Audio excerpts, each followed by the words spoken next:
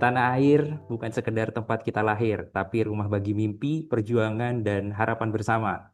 Di podcast Tanah Air, kita bicara soal bangsa dengan jujur, hangat, dan apa adanya. Karena mencintai Indonesia bisa dimulai dari hal-hal kecil, termasuk dari sebuah dialog. Saya Arif Pangestu, selamat datang di podcast Tanah Air. Jadi, hari ini kita mau melakukan sebuah dialog ringan bersama narasumber-narasumber paling terpercaya. Di sini kita sudah mendapatkan 4 narasumber dari berbagai macam daerah di Indonesia. Yang pertama ini ada dari daerah paling utara Indonesia, Katifal. Halo, Katifal. Halo teman-teman podcast Wadah Tanah Air. Selanjutnya, ternyata Katifal ini punya tetangga, teman-teman. Kita sambut Kak Krisna. Halo. Halo, Halo Kak Krisna. Oke, selanjutnya kita dari pulau paling timur Indonesia. Kita sambut Kak Frisco. halo.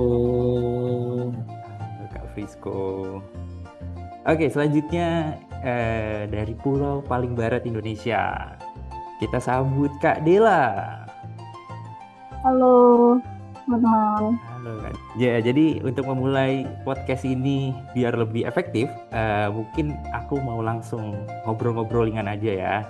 Yang pertama mungkin aku mau tanya ke Katifal nih. Katifal, aku pengen tahu nih sudut pandang Katifal tentang bela negara menurut Katifal. Boleh Dipersilakan. Mas. Menurut aku dari agenda satu yang tadi kita udah pelajarin juga, itu kan bela negara itu juga ada 5 indikator ya Mas. Nah, salah satu indikatornya itu cinta tanah air. Kemudian aku ambil contoh aspek dari mengenal wilayah NKRI. Dari penempatan penugasan CPNS ini, apalagi yang sudah ditempatkan di seluruh Indonesia, teman-teman ini itu punya masing-masing daerah baru yang ditempatin. Salah satunya mungkin aku di Kalimantan Utara. Di sini jadi aku pertama kali datang juga udah mulai mempelajari budaya-budaya di sini, mengenal kebiasaan orang-orang di sini. Seperti halnya mungkin kemarin itu pas bertepatan dengan Idul Adha ya, itu ada pawai perahu hias karena Kalimantan ini kan dikelilingin sama sungai dan hutan, jadi mungkin sebagian besar kegiatannya itu dilakukan di sungai. Jadi pawai yang biasanya mungkin di daerah lain dilakukan di jalanan gitu ya, ini tuh dilakukan di sungai. Kemudian juga tempat wisatanya mungkin juga karena berbentuk pulau ya, jadi mungkin view-nya juga sungai, tempat wisatanya tuh pinggiran sungai, tepian sungai gitu. Kemudian untuk budaya-budaya lainnya juga aku pelajarin di sini. Makin kenal Kalimantan tuh mungkin bagiku jadi makin lebih betah ya. Terus habis itu makin lebih mungkin cinta cinta sama Kalimantan dan berusaha betah untuk 10 tahun ke depan gitu ya. Amin, amin. Makin cinta dong sama Indonesia dong dengan segala keunikan dan aneka adat istiadat di Indonesia. Betul banget, menurut aku ya dengan adanya aku keluar dari wilayah yang menjadi zona nyamanku, eh, aku nggak expect aja, aku malah nyaman dan makin tahu kalau misalkan daerah tuh nggak seburuk itu juga, malah aku kayak budaya-budaya baru kenal, terus habis itu pandangan-pandangan baru orang-orang sini juga. Give applause dulu buat Kak Tival dong. Keren banget ceritanya. Wah, wah keren banget ini. Mungkin semua teman-teman di sini juga merasakan hal yang sama ya, karena kita rata-rata yang di sini bukan dari daerah asli ya. kita semua jadi perantauan semua ya, tapi keren banget. Kita makin tahu budaya di seluruh Indonesia dan kita makin cinta. Oke, terima kasih Kak Tifal. Selanjutnya aku pengen dari ini deh, dari pulau paling timur dan paling susah air nih katanya. Silahkan Kak Frisco. Oke, terima kasih untuk kesempatannya.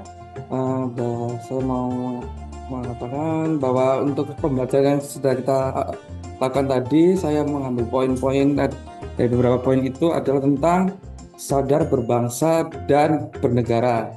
Jadi bagaimana kita menghormati keanekaragaman suku, budaya, agama, ras. Untuk pertama kali ke sini pun sama seperti Kak Tifa, pas dengan momen Idul Adha ya.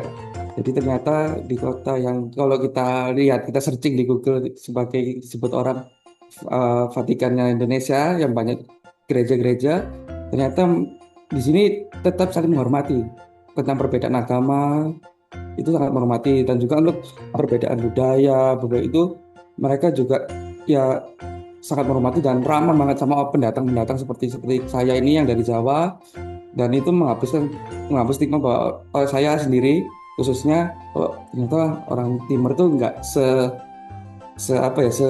apa yang saya pikirkan lah. Jadi ternyata orang Timur tuh memang kalau ngomong mungkin nadanya tinggi ya, tapi ternyata ramah, orangnya baik, saling menghormati, sopan juga. Dan saya juga belajar bagaimana di sini ternyata ada budaya-budaya seperti sering ada acara itu mereka sering senang berdansa gitu-gitu lah. Dan untuk cinta tanah airnya mungkin lebih ke ternyata Indonesia itu, apalagi terutama Indonesia Timur, ternyata memang benar lebih indah juga lah, lebih bagus juga ya ternyata. Yang mana saya melihat banyak wisata-wisata yang memang kalau dari Surabaya sendiri pun nggak pernah jarang lihat lah seindah ini lah, dari laut, gunung. Wah, itu buat saya itu yang nggak pernah saya lihat, wah keren banget lah itu. Ternyata Indonesia seindah inilah di Larantuka terutama. Keren. Give applause dulu Hashtag bangga Larantuka. Give applause dulu buat Mas Frisco. Oke, nextnya ini ada dari pulau paling barat Indonesia ini, ada Kak Dela. Kak Dela, sisi bela negara di Indonesia dari sudut pandang Kak Dela, terus di Aceh nih. Silahkan Kak Dela. Oke, menurut saya sendiri sih dari sikap bela negara, kalau di Aceh ini terutama kita sebagai perantau baru sekali ya di Aceh, kalau di tanah Aceh ini ternyata banyak hal-hal yang baru tahu.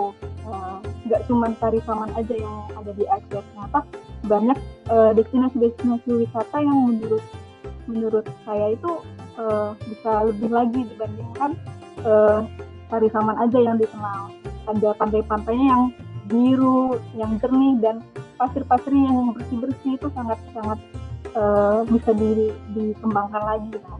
Kemudian ada juga makan-makan yang sangat enak ya di sini, kayak mie Aceh, ada lagi kopi Aceh. Nah, di mana-mana kayaknya ada warkop ya Bang. Ya. Kemudian ada juga ada tempat-tempat sejarah yang bisa kita pelajari kita untuk menjadi lebih cinta ke keberagaman daerah-daerah. Wih, cakep banget. Oh iya, unsur toleransi bagaimana menurut Kak Dela? Soalnya kan yang kita tahu Aceh itu syarat dengan ini ya, syariat Islam ya. Betul. Di sini sangat tinggi sekali ya kalau untuk Islam, karena di tempat saya sendiri di Mahkamah Syariah Aceh itu ada perkara jinayah di mana untuk ada khusus di Aceh itu ada perkara jinayah itu bisa diberikan hukuman seperti cambuk. Terus kalau untuk toleransi antara orang beragama Aceh juga ramah kok, asal mereka berpakaian sopan. Oke, terima kasih sekali Kak Dela. Give applause dulu buat Kak Dela. Terima kasih. Oke, tadi udah dari Aceh. Nah, kita balik lagi nih ke tetangganya Kak Tifal. Masih di daerah Kalimantan Utara, tapi utara banget ya. Oke, kita sambut Kak Krisna. Kak Krisna ini balik lagi pertanyaannya yang masih sama seperti yang lain. Sudut pandang Kak Krisna ini melihat sisi bela negara di Indonesia menurut Kak Krisna. Silahkan Kak Krisna. Terima kasih Mas Arif. Kalau menurut saya, sudut pandang saya terkait dengan bela negara di Indonesia, dikarenakan memang saya penempatan di perbatasan Indonesia dan Malaysia, yang lebih terlihat itu terkait dengan nilai dasar bela negara cinta tanah air. Karena pemerintah setempat juga sangat memfasilitasi terkait dengan UMKM lokal untuk terus berkembang dan menjajakan jualannya terkait dengan olahan-olahan lokal yang ada di Indonesia sendiri. Gitu Mas Arif. Di sana kan berarti rata-rata apa ya namanya, adat istiadatnya itu udah Melayu sekali ya, benar nggak? Kan Kebetulan karena di Nunukan ini, karena perbatasan juga ya, terkait dengan adat istiadat itu banyak bercampur dia Mas Arif. Ada yang Jawa, ada yang dari Bugis, ada yang Melayu. Jadi banyak percampuran adat di sini. Wah, keren banget tuh. Multicultural berarti ya. Ya Mas Arif. Tapi untuk bahasa sendiri nih, bahasa aman dong? Maksudnya bahasa Indonesia apa gimana? Bahasa masih menggunakan bahasa Indonesia di sini. Iya, gimana menurut Mas Krisna? Ketika melihat culture yang berbeda-beda itu, makin cinta sama Indonesia makin terbangun atau gimana menurut Mas Krisna? Makin terbangun Mas Arif, apalagi kan karena kita langsung berbatasan dengan Malaysia. Jadi kita harus bangga dengan produk-produk Indonesia, terutama memakai batik sehari-hari. Wah, jadi sehari-hari pakai batik ya Mas ya? Iya Mas. Wah, keren banget.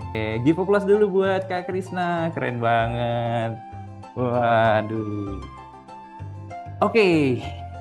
Wah, jadi kita bisa lihat ya, ternyata keberagaman di berbagai daerah itu jatuhnya malah membuat kita makin cinta sama negara kita sendiri ya. Keren banget emang teman-teman. Nah, untuk menutup podcast ini, mungkin aku akan memberikan dua buah pantun nih. Naik perahu ke Pulau Harapan. Cakep. Membawa semangat di pagi cerah. Cakep. Cinta negeri bukan ucapan, tapi tindakan nyata yang penuh berkah. Cakep. Satu lagi. Oke.